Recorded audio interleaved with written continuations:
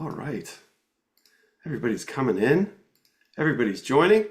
Hello, and welcome to Breaking Stereotypes, Fantasy World Building with Wendy and Richard Pini. I'm Charlie, Chief Wolf Wrangler here at Momentus. I am so proud and excited to moderate this experience today.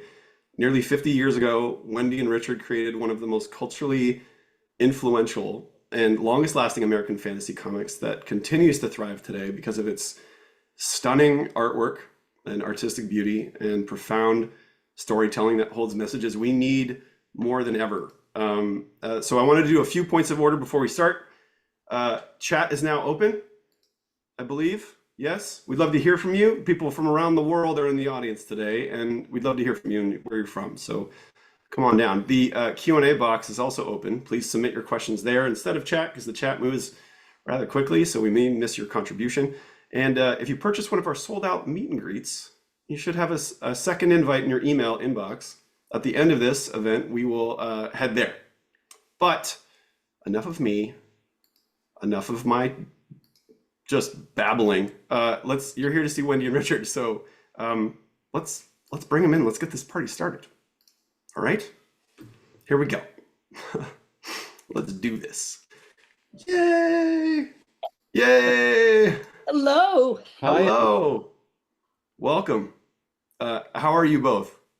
We're doing fine. We're a little cold. It's a very Yeah. cold day today. It looks cold behind you as well. I don't know. It's I don't know. Well, we're in the kind holds. of tropical and lush, but it feels a little tropical today, but it's interesting to have a little snow in the tropics there. So before we begin, everybody's here from around the world. We see people from Australia, from Germany, from Michigan, wow. the country of Wonderful. Michigan, Pennsylvania. They're all over. They're Pacific Northwest, and from Tokyo, and we Tokyo. have. I know, you have a global audience here of fans that love your work. So we're here to celebrate you today. Oh, we're. I just saw somebody from the UK, so I'm going to say we are chuffed. okay. Amazing. Well, so before we begin, we have new fans joining us. We saw a lot of people respond to this event. They're very curious about the history of this and all that you've done. So let's tease them a little bit with the journey of that you both embarked upon. What is ElfQuest and how did it all start for you both? Wow. Well, You want to start?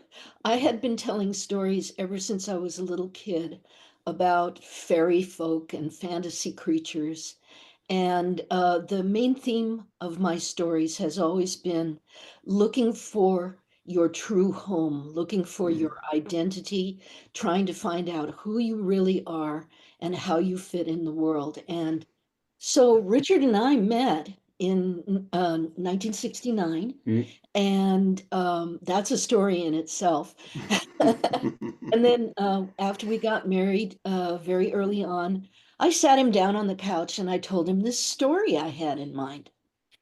This was 1977, and 1977 was a watershed year for fantasy and science fiction because Star Wars came out, and then suddenly the world was ready for all of this Buck Rogers science fiction stuff. Yeah. And Wendy said she'd been a storyteller and an artist all her life. She sat me down. She said, I have an idea for this grand fantasy quest type story. She told it to me. I said, great, let's do it. And there's 10 different stories behind that. But the short answer is we began to publish it ourselves. Yeah. We were one of the very first independent comics titles. ElfQuest hit with a big splash, and we just have never stopped. It hit with a splash because it filled a gap. And Yeah. the most exciting thing is we discovered that we were bringing in more women and girl readers than any other comic at the time. Yeah. And that was very exciting to us. We also brought in people who were more fans of fantasy and science fiction than they were of comics. Yeah. So Superheroes. and superheroes. So ElfQuest created a brand new niche, shall we say? And you know, it's kind of held its place ever since. I mean, to be one of the first to break out. I mean, there were some big comic distributors and creators and publishers that were had a stranglehold on that industry. What do you think struck people then and continues to strike a chord now that makes ElfQuest so popular? There's a thing about ElfQuest, and the only other title that we could compare it to Hmm. was the X-Men back in the, I guess, early 1980s. Hmm. Chris Claremont was writing it then, Yep. and he gave the X-Men the same sense of family, of group, of tribe that we Hmm. earlier infused into ElfQuest. These are all, to one extent or another, all the characters in ElfQuest are a little bit misfit. Yes. Hmm. Yep. They are Yep. strangers in a strange land. They're looking for their identity, for a safe haven to live. They're looking Yep. for their roots. And I don't think there's a breathing, feeling human being on the planet who doesn't feel that at some point in their lives. Hmm. I know ElfQuest, even like X-Men back in those days, spoke to the concept of being persecuted because you were different. Yep. The elves' main conflicts in their lives, the things that they had to survive against, were humans who hated and feared them Yep. because they looked so different. And that's a perfect metaphor for any kind of bigotry or prejudice that still exists today. Yeah, agreed. And we're going to get into that a little bit later too, because the othering piece is a huge. Finding your home and finding your people is big. Mm. So book one is being re-released in a couple of weeks. We're so excited about that. Without spoiling anything, for those who are just starting on this journey, this quest, what are they in for? What are we gonna? What's book one really all about? Really? Well, book one really plunges you into the very middle of the story with the very first page. Yeah. We start with a burning at the stake. Who doesn't? I Yes. would, just As one does. kapow from there. Hmm. We did not do that much exposition. We just plunged the reader right into this Yep. family, this tribe of elves who are in desperate trouble, and their Yep. home is burned down by hostile humans because they live in the woods. And so the elves have to leave and find a new place to live, a safe place. And, You can tell them about well, it. and they have to go through Yeah. dangerous territory and endure betrayal and so on. Cutter. Oh, Yeah. well, Cutter. Cutter is our central character. Cutter is the young chief of the Wolf Riders. He actually Yep. became chief too soon when his father was killed in a battle. And Cutter is kind of a visionary. He Mm. gets these ideas that maybe there are other elves in the world. Yeah. Maybe we're not the only ones. And if we can all band together, maybe we'll have more safety in numbers. So, one of his goals as chief is to unite the scattered tribes of Right. elves Right. that might be out there in the world. He's not sure they are, but he's Mm. going to look for them. And the whole thing about book one is, as Wendy has said, the fearful humans don't like the elves because they look different and they behave different. And so they Yep. burn down their home. And the wolf riders, that's Cutter's tribe, they have to go out into the world. They don't know what's out there. Yep. And the very next thing that happens is another confrontation based on fear. But this time it's the wolf riders who are afraid Hmm. Yep. of what they might be getting into. So it's all a very deliciously complex mix of these themes of Mm. fear, of intolerance, of Hmm. superstition, and Beautiful. getting over that. Getting over that because ElfQuest isn't about good guys versus bad guys. We don't have good guys and bad guys. Right. Because all of our characters come from their own point of view and they're all the heroes of their own story. So That's right. we see all sides.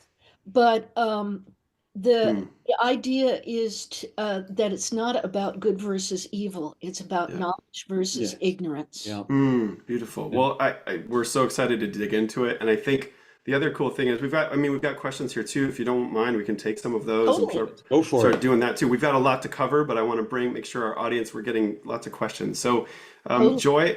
Joy asks, if you were creating the world of two moons today, what would you make anything differently? Would you do anything differently? I would definitely do different hairstyles. What? Why? They're I so would, I relevant would today. design them all bald and naked Perfect. That's perfect. because I never knew I was going to have to draw those 80 Over, hairstyles for over 50 and over years. again. Oh my God.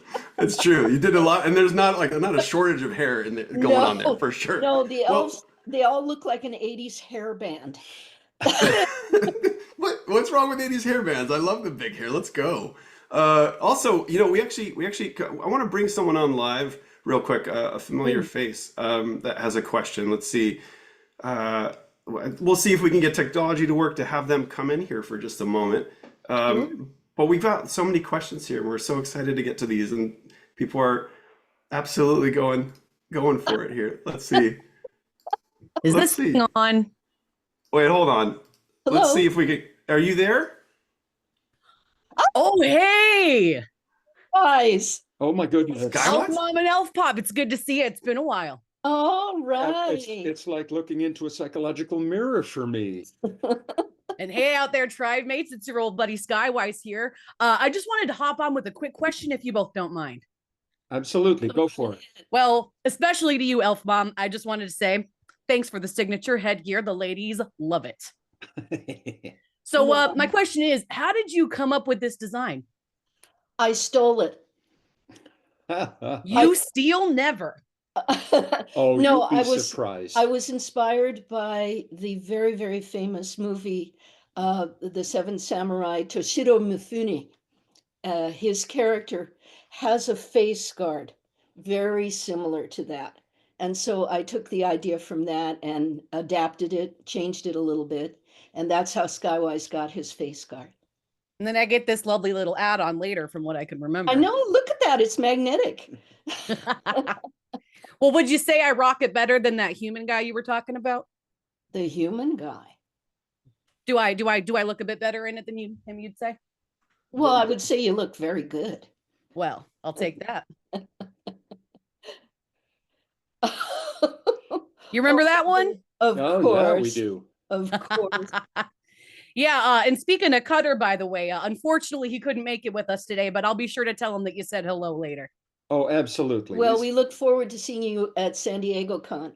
Oh, you always will. And to the tribe mates across the world, shade and sweet water to you all, and thanks for tuning in today. Appreciate you. Thank you. Oh my goodness. Okay. Charlie, are you there? We're not hearing Oh, anything. hey, sorry about that. My audio got muted for a second when we did that share. You never know who you're going to run into these days, so you gotta be on your toes today, okay? And as you can see, Skywise is just as cheeky as you would Skywise. Yeah, exactly what I thought too. So I want to go back a little bit because it's so beautiful. The whole thing is so beautiful to behold, and it's one of the things I think a lot of people fell in love with was this melding of different influences and things. But it also, the series was dreamt up and made manifest in a time of civil unrest and free love, and the late 60s and the early 70s were a pivotal sort of cultural time around the world. Conversations about sexuality, about identity, about race and peace across the galaxy, even with Star Wars and things like that. But how did that era's pop culture influence your works? Because it feels like very prescient of the moment, but also sort of very universal. This speaks to the question that was asked earlier. Said, if we were introducing ElfQuest today, would we do anything different? And from a story point of view, I think the answer is no, we wouldn't, because the things that we were concerned with back in the very late 60s and the early to mid 70s, civil rights, sexual identities, all of that stuff, Feminism, they are all still with us today. Those questions, those problems, those conflicts, maybe even to a greater extent than they were back then. And the thing is, we never would have believed that. Hmm. Back in the 70s, we thought that the stuff we were talking about, homophobia, bigotry, racial hatred, all of that stuff, we thought that by 2025, not only would we have flying cars, but we would have love is love.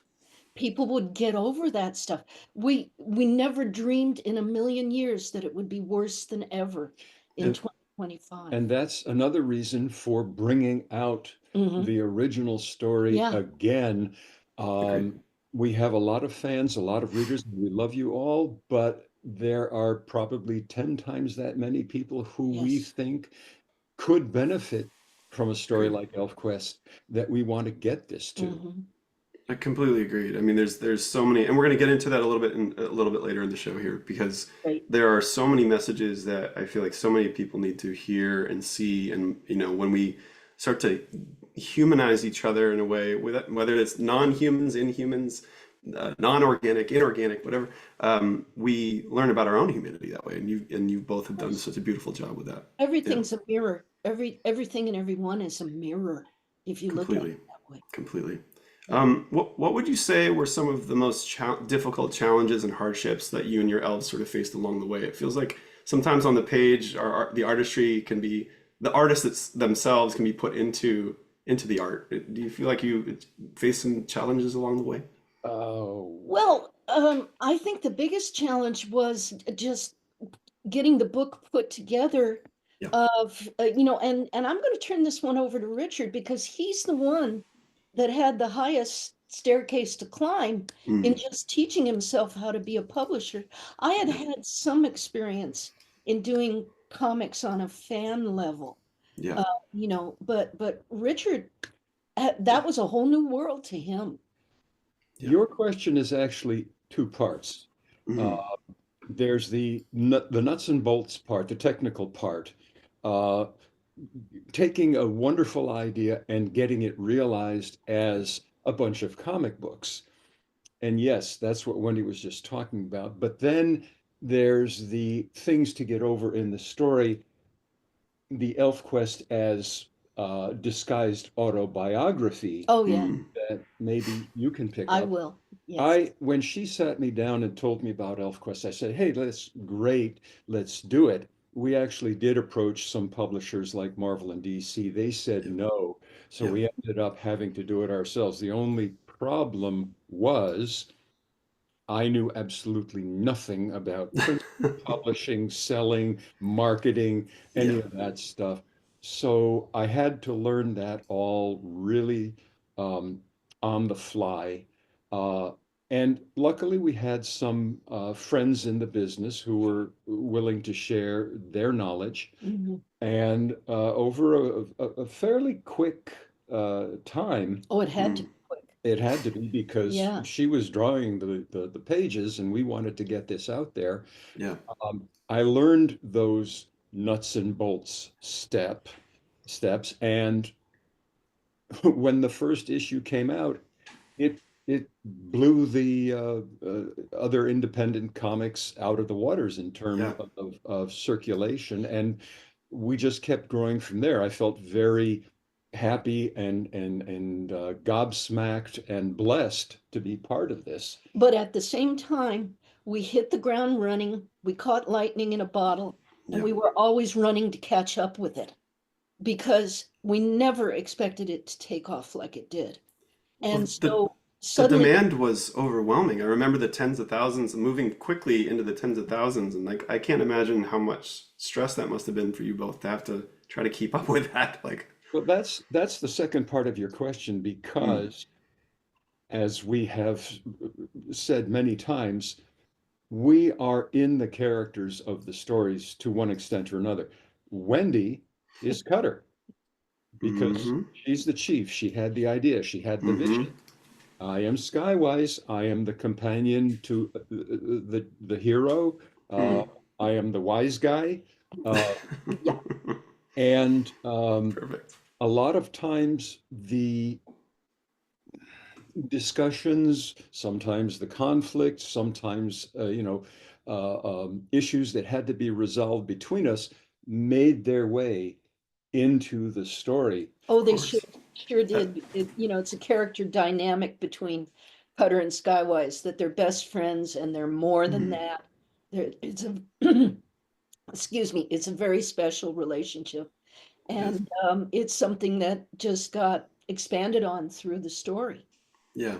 Well, it's clear, and I think the best art is that way. We get this sort of cathartic use of our lives in this way and spin it into gold in some ways, and it's we're the beneficiaries of that. So thank you very much. We're going to take a couple more questions here because we're seeing some questions around a few different topics, and we'll see if we can bring some more people in here. But Ian asks, was the intention in the beginning to break stereotypes, or was it just to tell good, authentic stories, and then you ended up breaking them anyway? You cannot imagine how naive we were back then. Well, I know how naive I was, so We're a couple of kids in our early 20s, and we had a good sense of what made a good story, but were we intellectual about it? Could right, we actually intellectualize all that? No. We yeah, just we just went with what felt right. And one of the things that I wanted to do from a female point of view was to take certain tropes and stereotypes that were hmm, really prevalent in fantasy back then. yep, Conan the Barbarian, he always had a woman hanging off his leg, and yep, you know, yep, yep. We know it well. We know it well. and I just wanted to flip that. So it's like in one of the earliest parts of the story when Cutter meets his soulmate, because he's barbaric, she's civilized, he's Yeah, barbaric. He just grabs her and flips her over his shoulder, and very quickly she takes charge of that situation and flips it around. yeah, And that sort of thing may be kind of commonplace now, but yeah. it sure wasn't being done back then. That was something new. Well, We yes, also, certainly. we also, Um, yeah, go ahead. Wanna go No, ahead? please. No, I said we were both fans of comics for many years before starting ElfQuest. We had seen a lot of the stereotypes, Yeah. and, and not only in comics, but in TV and movies. And we just, particularly Wendy, wanted to do it different. We've Mhm. always Yeah. wanted to do things different. And that has served us very well. Another thing that's very different is that, you can look anywhere nowadays, and elves, people with pointy ears, that's really commonplace. Yeah. People just kind of say, "Oh, it's an elf," and they take it Yeah. for granted nowadays. Think back to the early 70s. It All that sort of thing was just getting started, and elves were still looked upon as kind of alien. People were like, "Well, what, Santa's elves? What are you talking about?" Right. We decided to do a different kind of take on Yeah. elf, Yeah. and a lot of that came from my inspiration from Japanese anime and manga. Hmm. I used the what they call it, the neoteny, for the design of the characters, with the Yeah. great big eyes and the sort of childlike proportions. That was my influence from Osamu Tezuka, who created Astro Boy. Right. But then to make a character that looks like that also be a fierce warrior, it was just kind of an exciting tension in that. True. Yeah. Oh, and we have an elf right now. Hello. Hi there. Hello, Hello. Who've we got here? who's this? We cannot. I'm the infamous bread lady elf. How are you? Oh, the bread lady. Hello. I just got some bread out of the oven. Look at the So, bread. Oh, and how yes. are you doing today? Oh, we're hungry. Can you get that over to us? Yeah. Right. I got to stop Skywatch from taking it, of course. Oh, yes. Yes. But as you know, I'm the infamous bread lady of the Sun Village, and everyone's always asking about my bread recipe, but I'll never tell. The question I have for you is, what foods do you think are in the Sun Village, and which ones would you share? Well, a lot of them are grain-based. The Sun Villagers are primarily vegetarian and Mhm. agrarian. So a lot of their food would be grain-based, certain kinds of mushes, Okay. and plant life in the desert is, kind of tricky to deal with. And so Hmm. they would have various cooking methods to make the desert plant life palatable. But they can't be entirely Oh no, vegetarian oh no, because there are animals in the mountains, and so That's right. that they would certainly supplement with some protein, but they're primarily agrarian and vegetarian. so you can imagine a nice tender swoot sandwich on your delicious bread. Smooth sandwich. A Smooth swoot juice. sandwich, there you go. That's amazing. Thank you, Bread Lady Alpha. Thank you for Oh, your and question. swoot milk. There would be swoot milk. Yes. Okay. Uh-huh. Amazing, amazing. I mean, this is what we're talking about is elves are so ubiquitous now that we immediately recognize elves, but even at that time, the recognition of it, but also the depiction of elves was completely different. I mean, like you Yes. said, it was like Keebler and Santa, and then maybe if you were into Tolkien or something, you could get into more of the racial sort of The high elves. You Yes. the you high elves, yeah. you either had cartoon elves like Keebler, or you had the very effete-looking Tolkien elves. Mhm. Hmm. And it was Yeah. Wendy's decision to have these guys Look be, like anime characters, well, basically. yes, Yeah. except they're much more grounded than anime characters because that's the Kirby influence on top of the Yeah, yeah, Tolkien Kirby Yeah. for influence, sure. Yeah. melding this delicate, big-eyed, fragile look with muscles Yeah. and Yeah.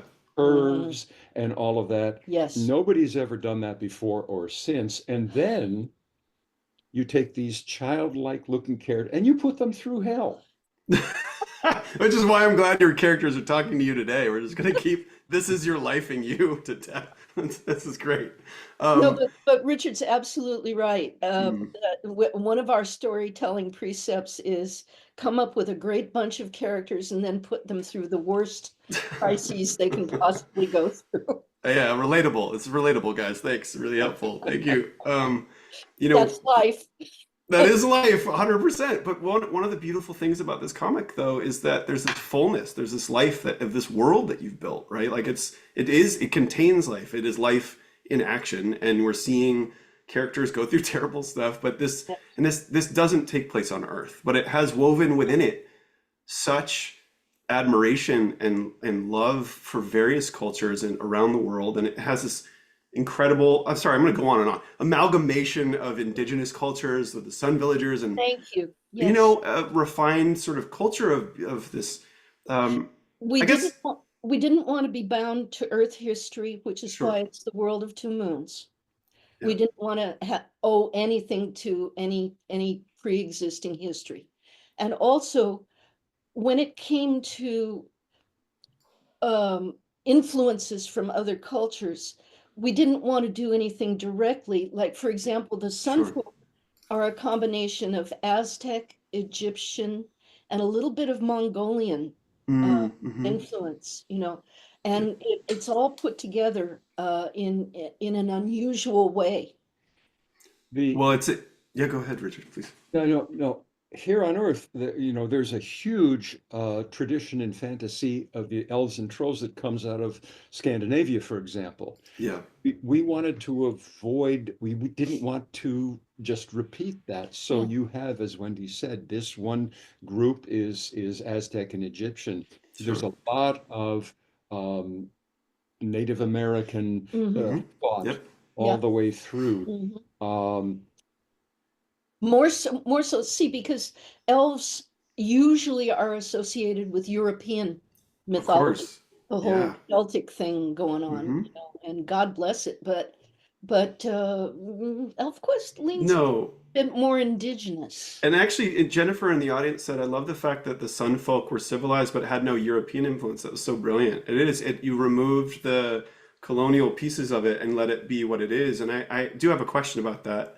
Mm. Did people of color ever have they approached you about the depictions? Because having more diverse representations and oh things my. like, It's been one of the happiest parts of our relationships Yeah. with our fandom, early on, the type of feedback we would get would be through the mail, of course. The only way to Okay. do it was through the mail, way before the internet. Yeah. And back then, I will say, to begin with, there weren't as many people of color who were involved with comics as there are now. I mean, Yeah. my God, as there are now. I mean, it's an explosion, and I love it. But back then it was a slow growth. But every once in a while, we would hear from someone who said, "Thank you. I saw my face on Yeah. your cover." And I had never seen characters like that in fantasy who looked like me.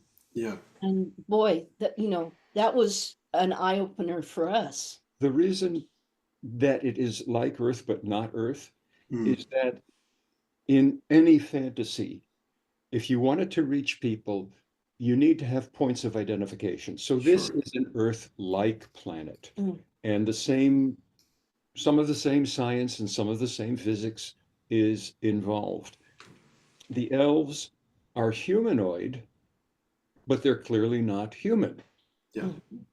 But they're enough that you can identify with them if you wish to go to what Wendy said, that Yeah. in terms of skin tone, in terms of behavior, in Mm. terms of psychology, Mm. there are points of reference that a lot of our readers have said, I see myself in that character. Yeah. Mhm. Thank Yes. you for seeing me, Totally.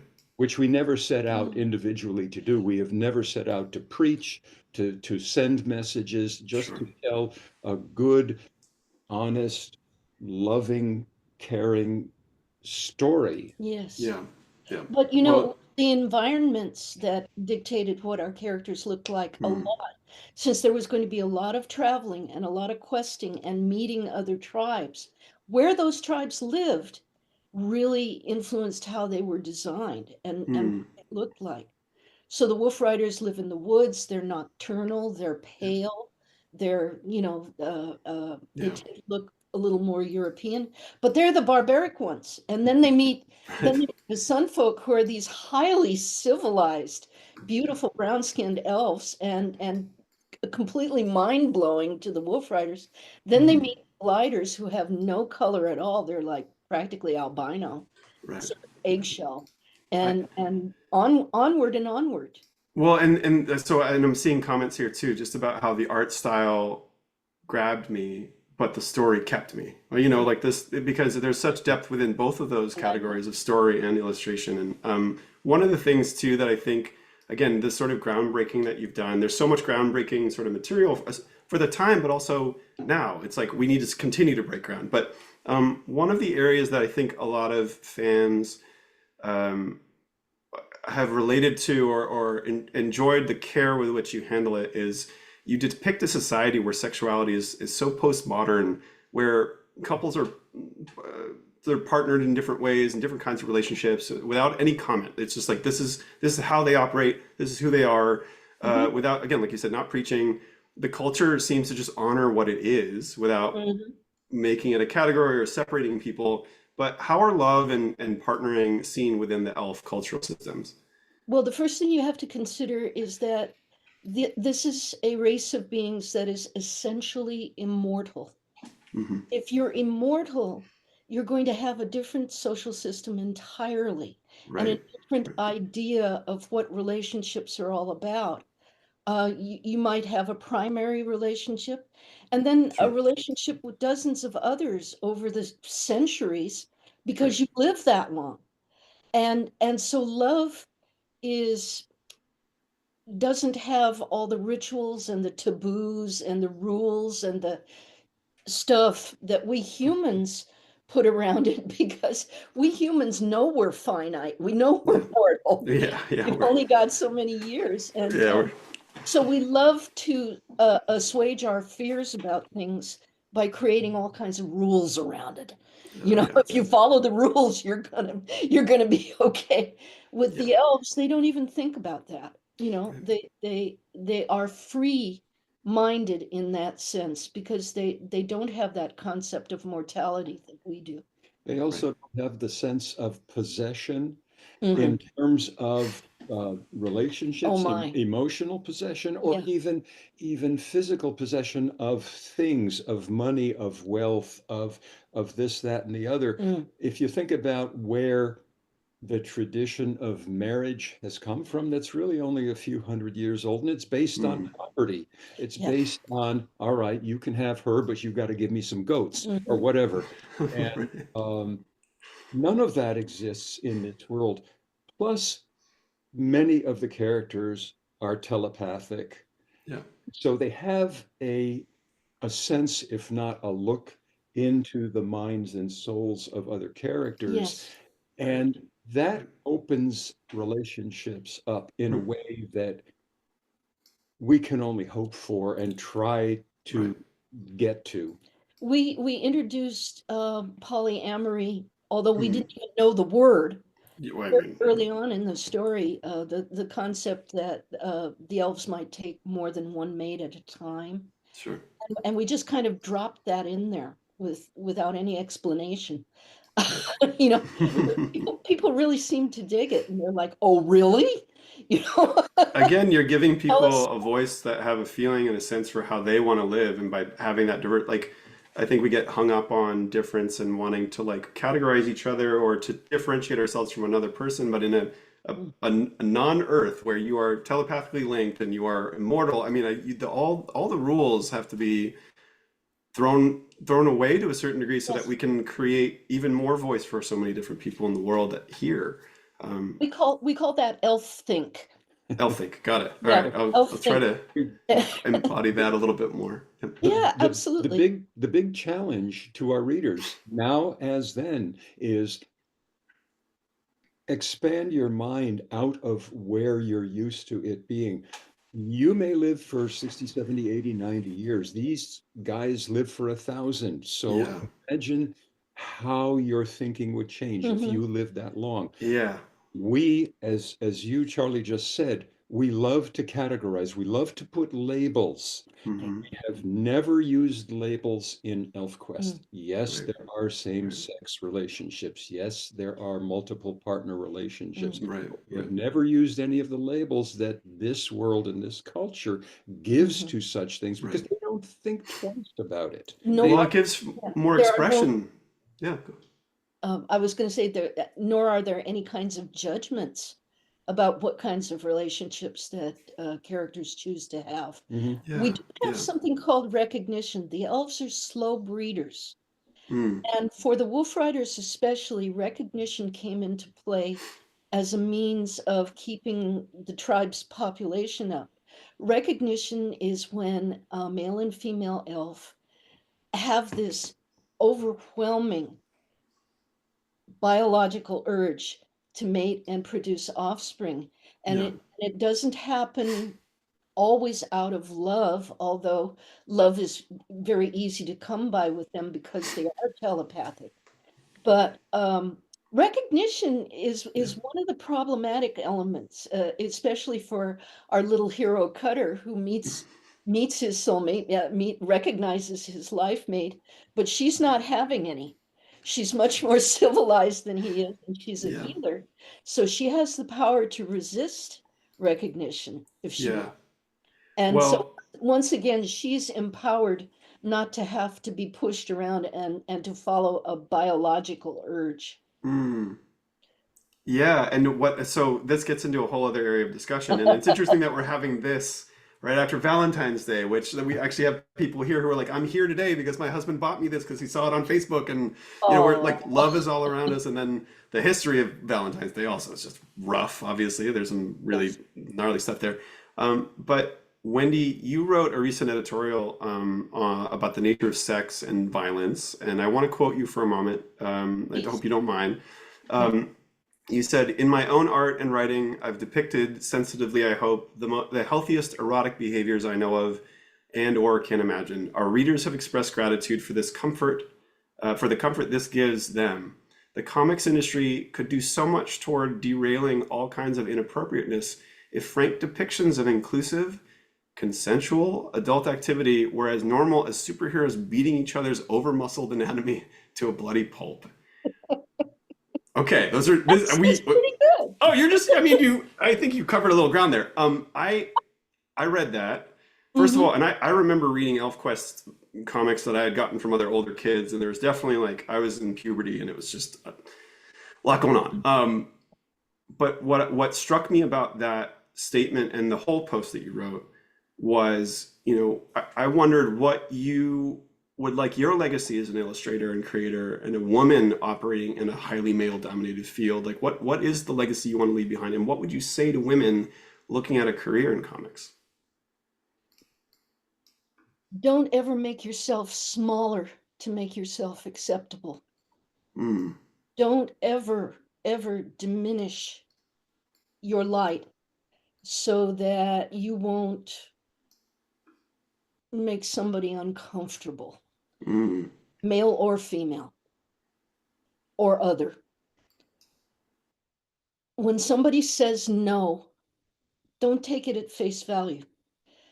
Women in particular are still, and I'm surprised by this, but they are still raised to be rather easily triggered by criticism mm, and to have their doubts about themselves emphasized when someone just flat out says that's no good, or you shouldn't even be trying that.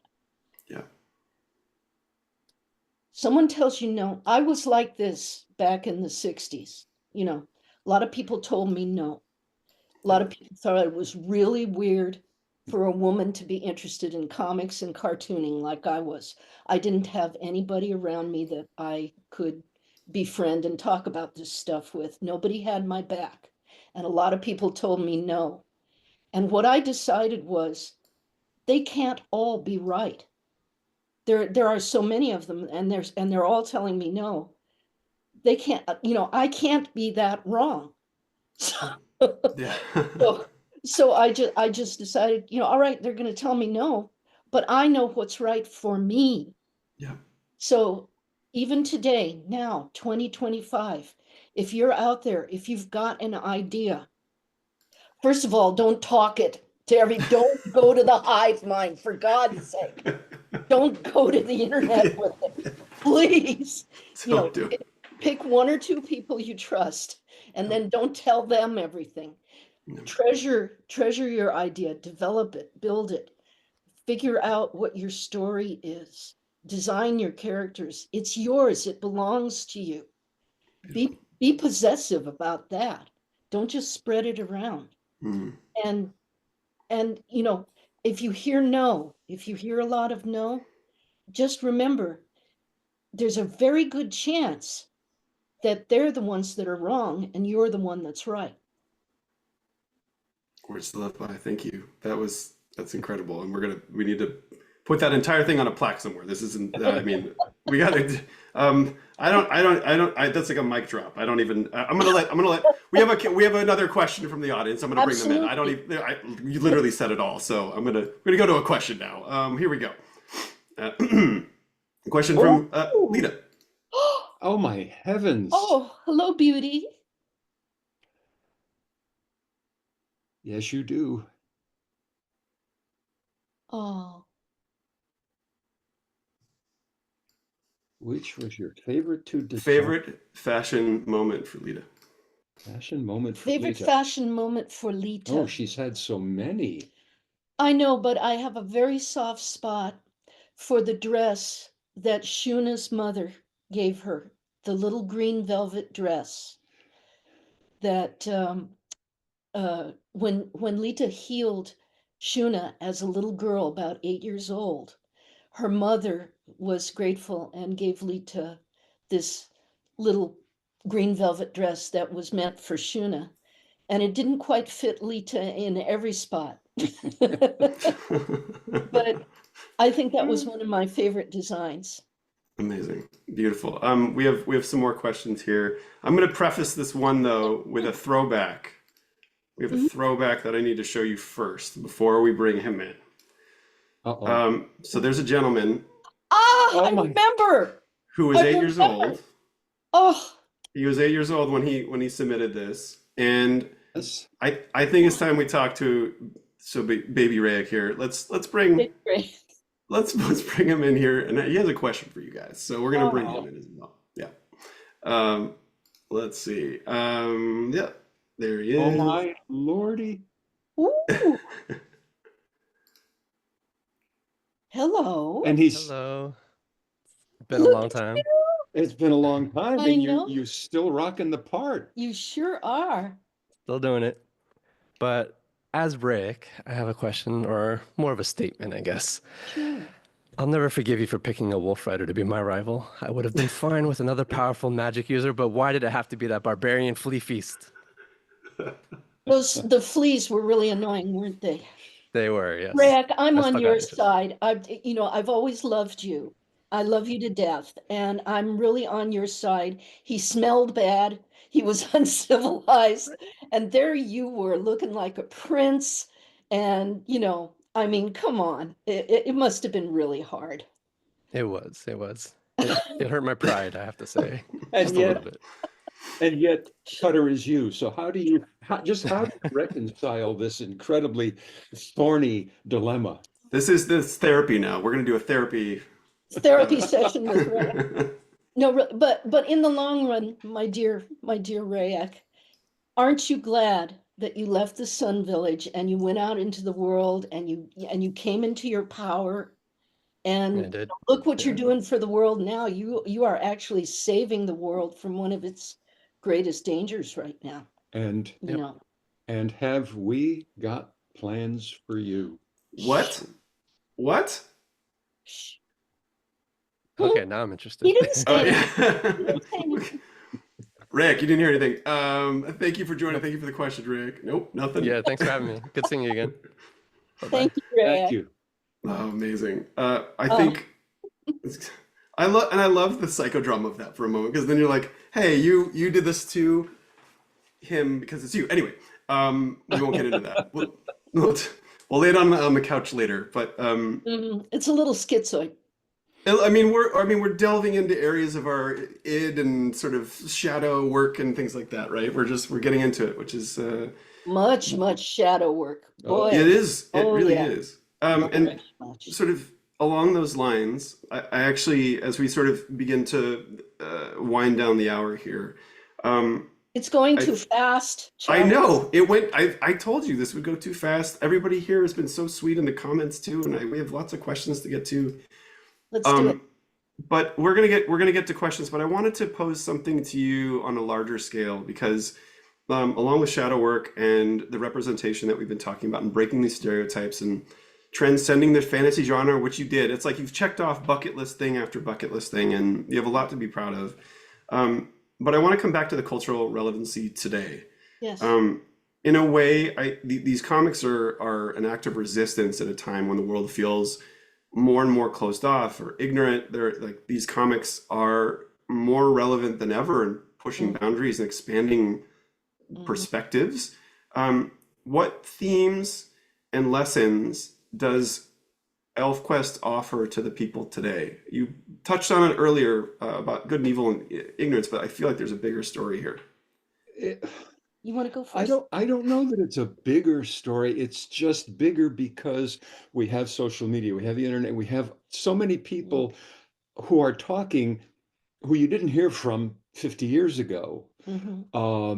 But now you're much more aware of it. The whole knowledge versus ignorant, confidence versus fear, it's the same thing. Wendy said, if somebody tells you no, if somebody resists you, if somebody says you're wrong, the message is stand firm. Believe in yourself. Because everybody, there are millions and billions of people out there who want to say something. And some of them are going to be okay, and a lot of them are going to be just hot air. And a lot of it's going to come at you. That's why she said, if you have an idea, don't put it on social media because you'll hear 1,000 voices and it will break you. Yeah. Be yourself. If you feel a thing, that is valid. If you like a thing, that is valid. and stand strong. We live in a world right now where fear and hate, unfortunately, are some of the dominating emotions that are just in the air energetically. Yep. Fear and hate go together. You're afraid of something that's different from you. So yeah, You fear it, so you hate it, and you try to destroy it somehow. And that's a very primitive reptile brain impulse.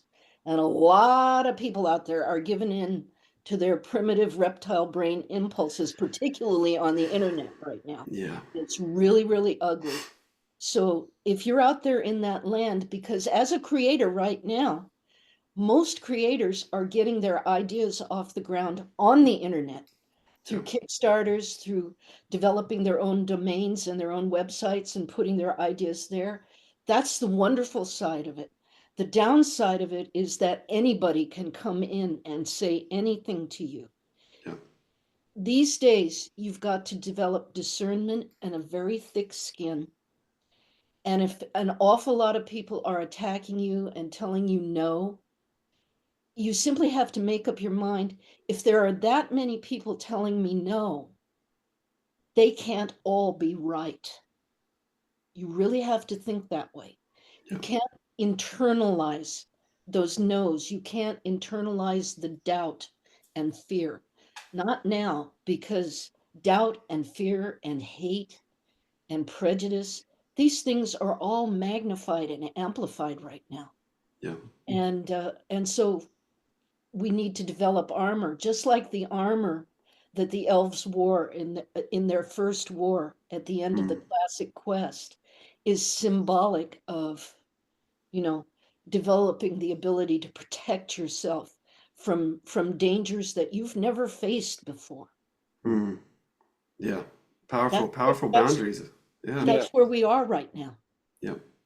Well, it's, ElfQuest at its core, besides being a high adventure and the lore of it all and the fantasy, is people being persecuted for just living their lives and Yes. eradicated for merely existing. And Yes, exactly.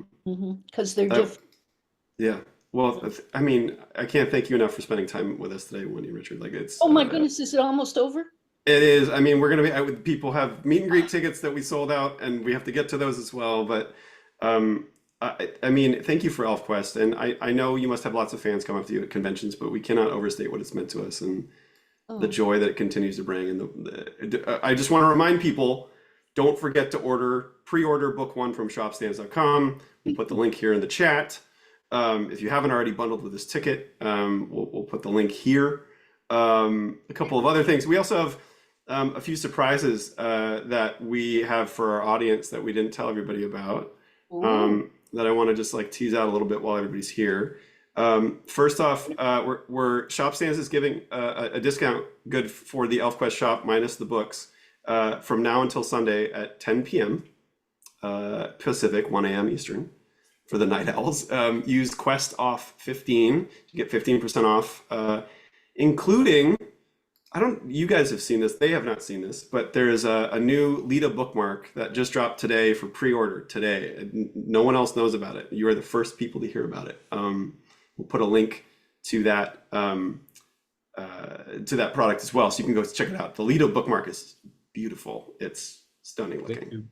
They do wonderful, wonderful work. We're very happy to be partnered with Stands. I just wanted to throw please, we love doing this and we want to do it again. Yes. But if you can, we love to see you in person at the conventions. Go to elfquest.com, click on the calendar page. That's where we're going to be throughout 2025. And if you can get there, we'd love to see you. Yes, we really would. You have to do it. I'm trying to get to New York just to see if I can sneak into their house. I'm going to go find you guys at some point and hang out with you somewhere in the East Coast if you're at a convention, because I'm going to find you. You have an open invitation, You Charlie. can do it. We also, I don't know if we want to tease this, but there's been such a huge response to this event, blowing us away. You all are amazing. That Richard, Wendy, and I have been talking, and I think we want to do a few more of these. I think you guys have such an incredible expertise and experience in the fantasy genre. We're gonna do a bundle of 3 things coming up here. Does that sound good to everybody? I think we should. I mean, I don't know if you guys had fun, Look but at all the hearts. I know it's going. Yeah. We're going to be doing a bundle of 3 classes that deal with the fantasy genre and storytelling and art and like cosplay and costumes, and we're going to have a lot of fun. So Yes. you all are hearing about it first. We're going to send everything to you all with like a discount on that bundle so that you can get in. We want to have you back. We want to keep this fandom is stunningly beautiful, and it's been a pleasure to get to know it. Mhm. So And uh, everybody tell 4 of your friends, and they'll tell 4 of their friends, and it's just, let's grow this thing like strangleweed. See, we've had the joy of knowing this fandom for close to 50 years now, yeah, and these fans are some of the most beautiful, creative, heartfelt, civilized fans, they are. all of fandom, and we're very proud of them. They are our ambassadors. Well, and the beauty is there's new people discovering this every day, and with I think these new classes especially, if you know someone who might want to get into ElfQuest and they haven't checked it out yet, these classes might be a great way to do that because we're going to learn about fantasy in general, and then we're going to dive into ElfQuest 2 as a way of like talking about these really cool storytelling techniques and the illustrations and whatnot. So you'll be getting first crack, early access to those classes before everybody else because y'all are here on a Saturday hanging out with us. So Wendy and Richard, thank you so much. It has been a pleasure. Let's do it again. It's been Can't wait. wonderful. Can't Thank wait. you so Yes. much. We are going to move over to the meet and greets. If you have a meet and greet ticket, go to the other link now. We'll take a short break, just to get ourselves together, but I will meet you there and I will see you all there. Till then, shade and sweet water to everybody. Sending star. Yeah.